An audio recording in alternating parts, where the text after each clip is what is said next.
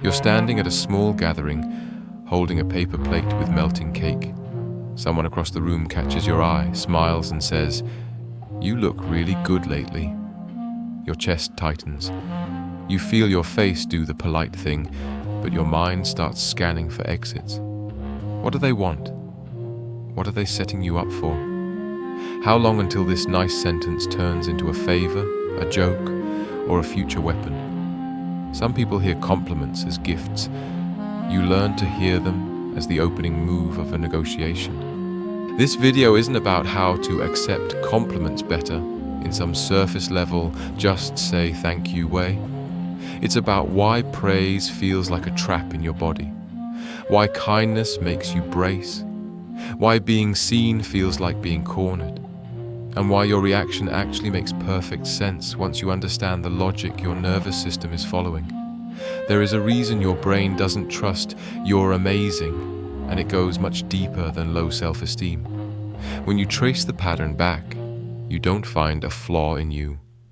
You find a system that taught you that appreciation is never free. Let's be honest, you don't just struggle to take a compliment. You experience compliments as a kind of social jump scare. Someone says, "You're so kind," and three things hit you at once. First, suspicion. What does this mean I have to be now? Second, pressure. What if I can't keep this up? Third, shame. If you really knew me, you wouldn't say that. So you dodge. You make a joke. You downgrade it. You throw the praise back at them. You change the subject as fast as possible, like you've just stepped on something hot. On the outside, you seem modest, chill, easygoing. On the inside, your brain is flipping through old files, looking for all the times compliments were followed by a bill. Compliments that were really reminders. "You're such a good listener," said by someone who never asked how you were. "You're so mature for your age," said by adults who happily leaned on a child. "You're so responsible," said right before they gave you more weight to carry. Of course, it feels like a trap now. That's what it used to be. And it's not just about the past. Even now, when someone says something kind, part of you panics that you're accidentally committing to a version of yourself you can't sustain. If they think you're strong, are you still allowed to fall apart? If they think you're kind, are you allowed to say no? If they think you're beautiful, what happens on the days you're not? So compliments don't land as nourishment. They land as expectations, debt, and exposure. If any of this feels a little too familiar, notice that.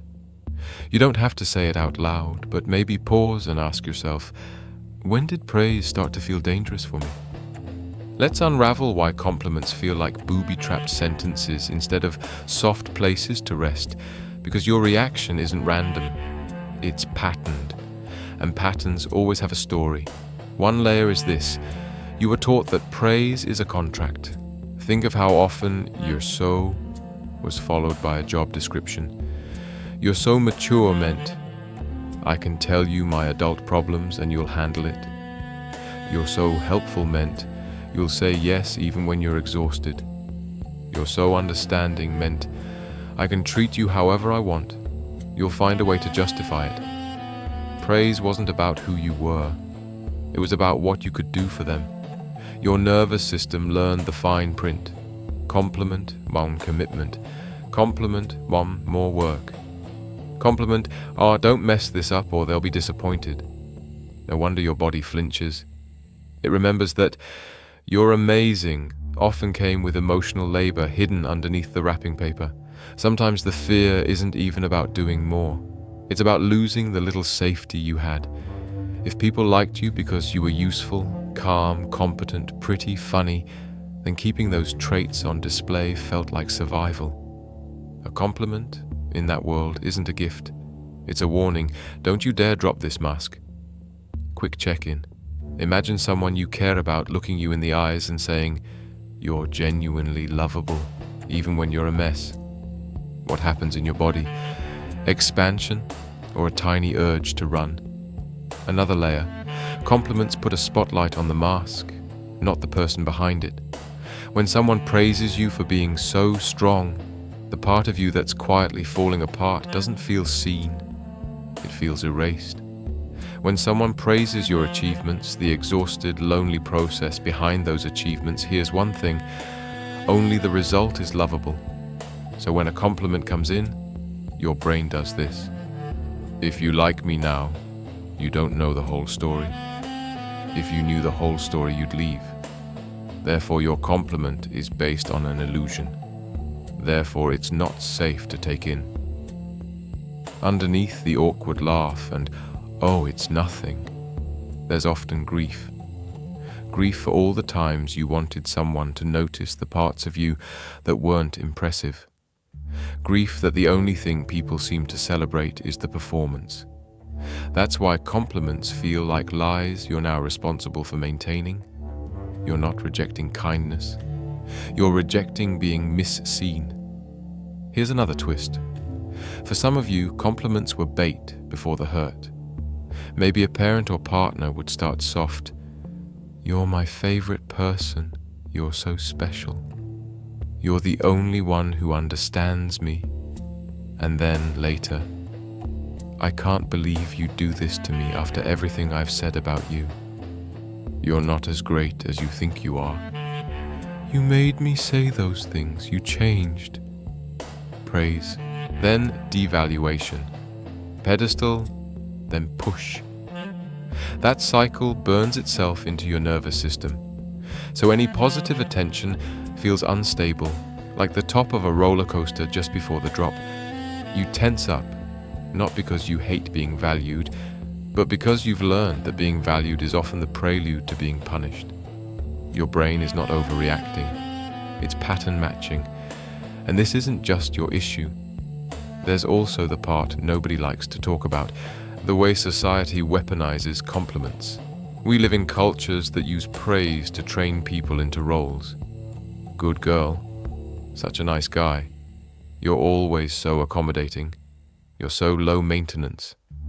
These sound sweet on the surface, but notice what they reward. They reward silence. They reward self-erasure. They reward you for needing less, asking less, taking up less space. Whole systems, family systems, workplaces, gender roles, rely on this. They keep running smoothly because some people have been conditioned to flinch at their own needs and feel guilty when they stop overgiving. In that world, a compliment is rarely neutral. It's often a leash. So if your body protests when someone calls you so selfless, that might be the healthiest part of you speaking up. You're not broken for resenting the praise. You're noticing that it's praise for a version of you that leaves you hungry. Small pause here, because if you're still listening, you're not alone in this. There's a quiet little community of people who hear these words and think, "Wait, I thought it was just my weird problem." You're in good company, even if you're watching this alone. There's also the simple physical fact. Your nervous system has linked praise to danger. If your early experiences wired being noticed together with being judged, compared, or attacked, then visibility itself feels unsafe. Think of times you were singled out, complimented in front of jealous siblings, praised at school and then bullied behind your back, admired for a body you didn't feel at home in. Your body learned. When the spotlight turns on, something bad follows. That learning lives in muscle tension, shallow breaths, the sudden urge to disappear when someone says something kind. You're not simply being insecure. You're carrying a nervous system that believes, very logically, that disappearing is safer than being adored. The story you're listening to right now is literally borrowing that wiring. Our brains sync with narratives, simulate experiences, and treat them as practice runs. Which means what we do with this story matters. One more piece. Your brain doesn't trust compliments because it doesn't know where to put them. If your inner voice is constantly harsh, "You're not enough, you're behind, you're selfish," then a compliment doesn't land on solid ground. It lands in enemy territory. So instead of soaking in, It starts an argument. They said, I'm kind. Inner critic. They have no idea what you're really like. They said I'm talented. Inner critic. They're just being polite. You're average at best. The problem isn't the compliment. It's the inner courtroom it has to walk into. Until that space changes, praise will always feel like something you have to defend yourself against. And that's why even hearing this video start in the middle of a moment, in a kind of emotional micro-scene, can feel intense. Our brains are wired to lean in when a story drops us into paradox and conflict. So what do you actually do with all of this? How do you move from compliments feeling like traps to compliments feeling, if not natural, at least less threatening? First, name the old contract in the moment. The next time someone says, "You're so anything," notice the spike of discomfort and silently translate it. This feels like a trap because, in my past, praise meant I owed something. This feels like a trap because I was only valued when I performed. This feels like a trap because I learned that being seen leads to being hurt. You're not trying to force yourself to enjoy the compliment. You're just telling your nervous system, I know why you're reacting like this. Being understood is the first safety, even when the one doing the understanding is you. Then shrink the task. Don't jump straight from compliments are traps to I fully receive praise with open arms. Make the goal smaller. For now, the goal is not to believe the compliment. The goal is to survive the compliment without abandoning yourself. That might look like letting there be 1 second of silence before you deflect. Saying a simple thank you, even if your brain is screaming. Adding a boundary to the end. Thank you. And if I can't always be that, I hope that's okay too. You are gently teaching your body that you can stay present, not perform, and still remain in connection. Next, start giving yourself the kind of compliments you never got. Not about performance, but about being. Instead of, I did that really well, try, I showed up even though I was scared. Or, I mattered in that room even when I wasn't fixing anything. You're reparenting the part of you that only heard, you're good because you're useful. You're offering, you're good because you exist. It will feel fake at first. That doesn't mean it's wrong. It means it's new. Also, watch how you use praise with others. Notice when you're about to say, you're so strong, and ask yourself, am I rewarding them for never needing anything? Try instead, I love how honest you are. Or I'm glad you let me see you like this. You are breaking the cycle for both of you. And then, slowly, practice safe dependence. Find 1 or 2 people who don't weaponize compliments. People who can say, you're important to me, and also mean, you don't have to earn this every second. With them, experiment. When they say something kind, notice the urge to argue. And instead of arguing, tell them about the urge. This is hard for me to hear, but I'm trying to let it in. You're not pretending to be confident. You're letting connection and truth coexist. There will be relapses. There will be days when someone says, you did great, and you immediately say, hey, anyone could have done it. Days when you replay a compliment until it turns sour in your mind. Days when praise makes you want to ghost everyone. That doesn't mean you failed. It means your old survival map is loud. On those days, the most important compliment you can give yourself is this. Of course this is hard. No wonder I'm tired. And I'm still allowed to learn a softer way. If you suspect you'll forget all of this the next time someone says something nice to you, it might help to save this video somewhere you can find it again when your brain starts spiraling. You're not trying to become someone who craves attention. You're becoming someone who no longer feels hunted by appreciation. So imagine that scene again. You're at the small gathering. Paper plate, melting cake, someone across the room saying, you look really good lately. Only this time, You're there with a slightly older version of you, the one who's heard this conversation. You feel your chest tighten, the familiar urge to joke, to disappear, to find what's wrong with the sentence. And inside, that older you gently puts a hand on your shoulder and whispers, "This is just a sentence. You don't owe them a performance. You can let it pass through you without turning it into a contract." Your mouth maybe still fumbles. Maybe you manage a small, quiet thank you. Maybe you add nothing else, and the world doesn't end. Later you go home, and the real work happens.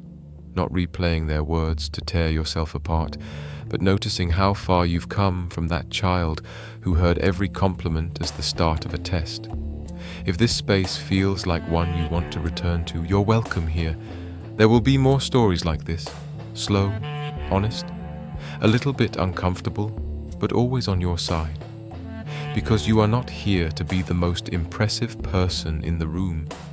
You are here to be a person who is allowed to be real, even under the soft light of someone else's kind words.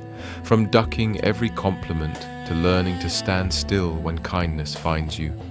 From living as a collection of roles to slowly becoming a self. From every "you're so" that felt like a trap to a life where being seen doesn't mean being used.